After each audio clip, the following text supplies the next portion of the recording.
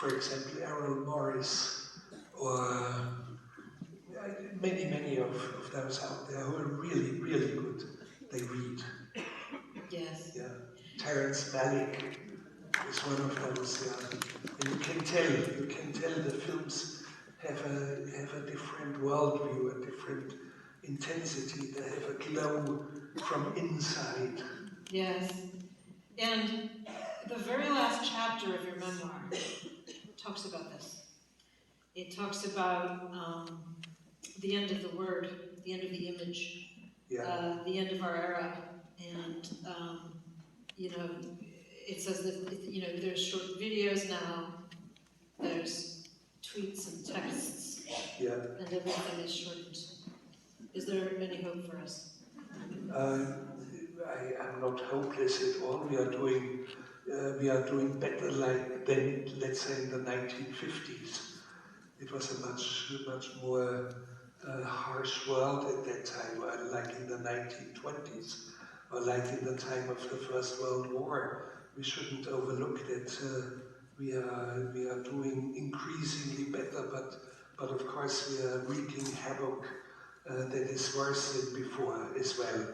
So, and of course, it doesn't make me nervous that I would like, or I see it clearly, that there will be a world where there will be no human beings. And I describe it at the end of my memoirs. Yes. And it ends in the middle of a sentence. Yes. Very strange, because from the last Japanese soldier, Hiro Onoda, who on a Philippine island surrendered 29 years after the end of the war. Mm-hmm. And we became not instant friends, but we had a very deep rapport, almost instantly. And it was very strange for him because everything that he observed, the signs that he was reading and trying to understand, were correctly deciphered.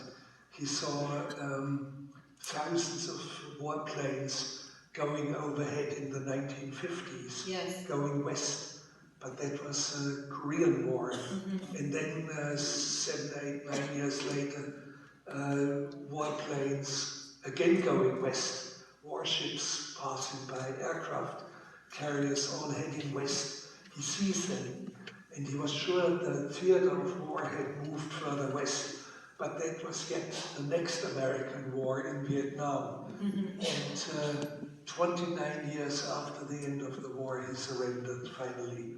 And there was something tragic about it because he read the signs correctly. Yes. In a way, but didn't have the context, yes. the large context.